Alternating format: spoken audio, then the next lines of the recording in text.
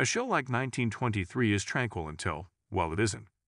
We have seen how fractured the Dutton family is in the first two episodes of the series, starring Harrison Ford and Helen Mirren. As of now, Spencer Brandon Sklenar has been in Africa, which has left the series drastically divided. This isn't necessarily a bad thing, but it results in two very different shows. Alex Julia Schlaffer remarks that Spencer needs a new work, although it hadn't seemed as though he would be returning to Montana so quickly after the two of them become trapped in a tree by a marauding lion pride. But Chiefreader Banner Creighton Jerome Flynn adds a new wrinkle to the situation. Jacob Ford, who is now on the Yellowstone side of the situation, drives Kara Mirren and some of their family members into town. After spending the night in the city, they return to find Banner, a swarm of horse-riding men, and a machine gun. It took our brains a moment to process what was happening as suddenly as 1923 changed into a carnage with an unusually abrupt tone. We saw Kara pointing a gun at a man in the first episode of the show. Episode 3 takes us back to before that moment, because Banner returns to get retribution on the Dutton family for what happened in Episode 2. We now know what caused her to go into a murderous rage, and there is a lot to process. The gunfight sets up a lot of where the program might go, especially given that Jacob is currently in serious condition. The conflict also claimed the life of John Dutton Sr., while Jack and his fiancée Liz were shot but survived the ordeal.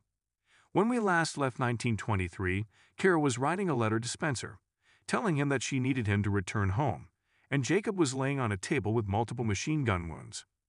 The fact that Jacob appears to be dying is one of the episode's more unexpected revelations. In the course of the gunfight, he takes many shots, and in the conclusion the doctor is attempting to treat him, but Kara isn't particularly optimistic that he will survive. This raises the question of whether Ford actually appears in a small number of episodes of this show. Even if he simply appears in the upcoming episode, the series is still only halfway through, so it still isn't the significant Ford performance that we were led to expect. Even though he was fantastic as Jacob, it didn't seem fair to have him in just 3 episodes. The tone of the series will undoubtedly change with Spencer appearing to return to Montana, possibly bringing his new fiancée Alex along. At the same time, it doesn't seem likely that he'll actually pass away so soon. How these stories would come together was one of the main concerns in the first 2 episodes, as well as throughout the majority of the third. Spencer appeared to be overjoyed to stay in Africa and never have to return to his family property, but this did leave us with a different story. There is no way to call home and learn out what is happening, unlike Yellowstone. Spencer is the last one remaining in the 1920s Wild West and is therefore oblivious to what is happening. The letter that Spencer receives from Kara at the conclusion of the episode has hints as to where this plot may go in the upcoming episodes, but it is a really bizarre way to include him, especially with John's death and Jacob's impending demise looming over us.